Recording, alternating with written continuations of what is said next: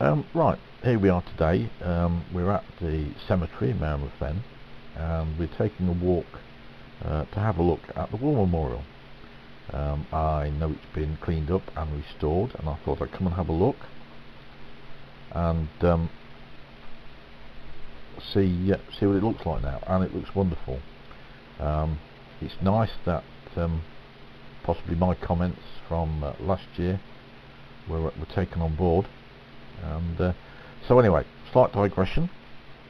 It is coming up for the 100th anniversary of the end of the First World War, and it needs remembering.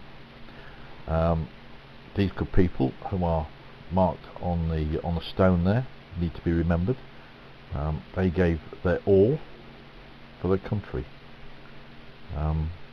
When a man gives his life, or when a person gives their life to a cause, they can't give any more.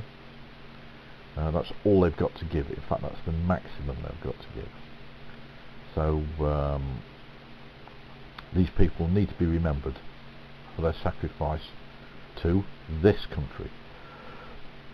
Right, so slight digression while we're on about this country. I noticed the other day at this anti-Brexit rally, and there's nothing wrong with an anti-Brexit rally.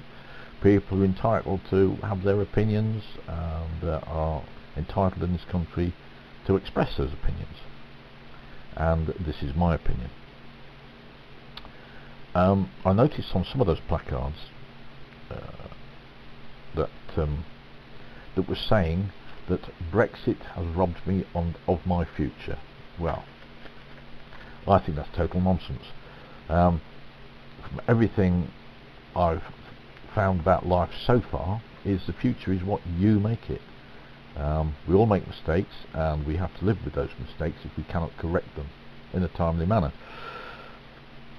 And I've been told this on numerous occasions while I was in the RAF, when I needed pointing in the correct direction, that it was up to me to sort out my future. No one else could do it for me. It was up to me as to whether it went forward, or up to me as to whether it went backwards. I chose forwards because that was the right thing to do. But it could have gone either way. So these people, there's nothing wrong with voicing your opinion and saying I don't like this, don't like that, I don't agree with this, don't agree with that. But don't just walk up and down streets waving placards. It very rarely gets you anywhere. It lets the government know that you don't like them very much and don't like what they've done, and it gives the press a field day. You don't want to give the press an inch, because they will take a yard, and the rest. Anyway, getting back to where we are now. These folks here gave everything, and they need to be remembered for that. I know there's a lot of opinion out there that say, the Remembrance Day glorifies war. Well, it doesn't. It stops you forgetting how awful it is. What you see on the TV isn't half what goes on. There's a great TV series from a long time ago called The World at War. Watch that, see what you think. I know a lot of servicemen who are out there now, and who have been out there. I mean, my father used to tell tales of what went on when I was a lad, or when he was in the army, rather, as a prisoner of war. And war is awful. It's bloody terrible.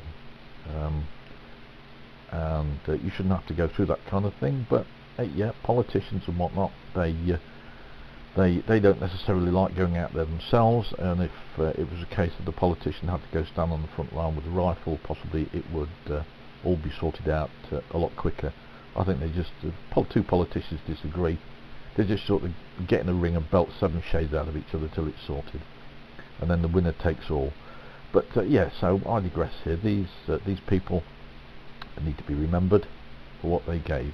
They gave the ultimate sacrifice. There is no more you can give than your life. and I don't think there's much more to be said about that. I know on the 11th of the 11th I shall be there, yeah, giving my thanks to these people and remembering them, because this is something, it's a centenary now. There's not many of these, there's not many World War I vets left now, very few in fact, and we don't want them to have died in vain. So let's please remember them, just as the families remember all the other people who are interred in this in the cemetery. Well, that's it for now. Have a nice day. Bye bye.